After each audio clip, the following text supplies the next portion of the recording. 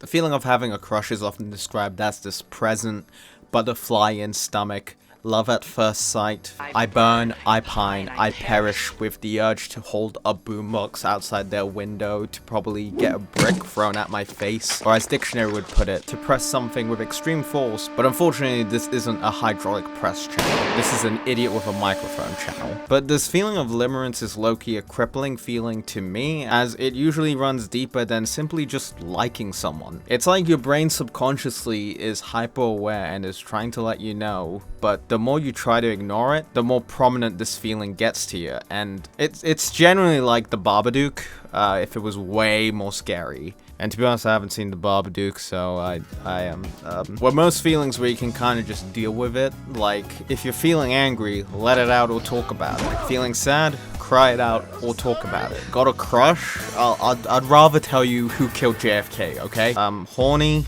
jerk it out.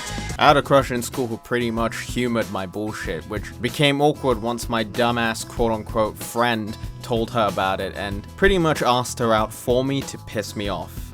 She respectfully declined, but then few years later, my dumbass tried chatting to her again, which I wish I could time travel and punch myself in the dick. But mad respect for her politeness and patience, because if it was me in her shoes, I would have faked my death and moved to Canada. There is somewhat of a gamble of telling someone, as it can be the first domino to potentially word getting around or just a general behavior shift that could lead to the titular crush finding out, which is often a terrifying thought experiment, as the probable chance of your crush saying fuck no and you just sit with the awkward concoction of rejection and embarrassment is enough for me to participate in a Mortal Kombat tournament and have my spine politely ripped out, as being perceived as some weirdo who likes me isn't on my bucket list. And last I recall, I ain't freaking Radiohead, cause Karma Police, arrest this man. But when your friends are practically trying on relationships like it's a t-shirt that you're too awkward to judge, it's easy to compare and see yourself as Taylor Lautner because you're missing a shirt. Comparison is the thief of joy, so you'd think people would stop leaving their joy around the place. Epic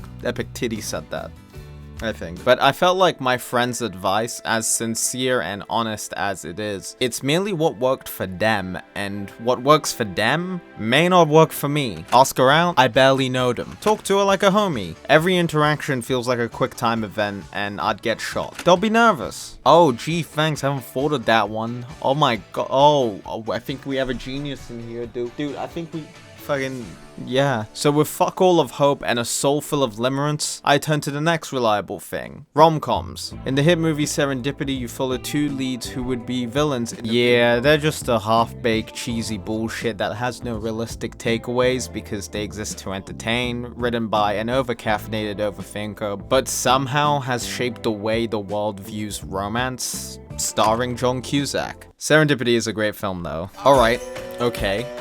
Alright, okay. What about video games? An interactive romance plotline is fun and all until you start feeling empty because you cannot reload your save IRL real life. But also, the only game I can afford to play is MS Paint, so I don't even know what. What about books? Dude, the last romance novel you read was Where's Wally? And I got ghosted. What about the internet? It's a place where people go crazy over the color of a dress, like come on. I would go into zodiac signs, but I'm a Libra, so I don't give a fuck unless if there's a Leo nearby. DiCaprio. I think one of the most disturbing symptoms of having a crush is the fucking daydreams. I've made up rom-com level scenario with multiple dialogue choices where mentally, I'm fucking Shakespeare, but in reality, I'm shaking in my boots. Oh wait, I'm not wearing any boots. God damn it. The polar opposite of this is overthinking a real life scenario. I once made a flowchart to ask out someone to watch the reissue of Hugh Jackman's Oklahoma in cinemas, which in hindsight wasn't the best of hangout ideas, but she was kind enough to decline the offer. But the silver lining is, Oklahoma with Hugh Jackman is low-key a banger, so yeah, that's really, yeah. The point is that no matter how meaningless it could end, if you try in any shape or form, you'll probably get an interesting story out of it, for better or worse. But hopefully, a lesson in love. I'm killing it with these references, I'm not gonna lie. At the end of the week, there are relatively two reasonable approaches to a limerence. To be or not to be. Isn't that the bloody question? If you want to listen to your heart, actually get to know them, from what they do to who they want to be, and maybe find out what their favorite zombie map is, and get unreasonably upset when they don't say they're giant. That's a joke. But treating your crush as a fellow human being outside of the version of them that you fabricated up in your mind is the necessary step. Otherwise, you don't really like them. And if they reciprocate and trying to get to know you also, jackpot.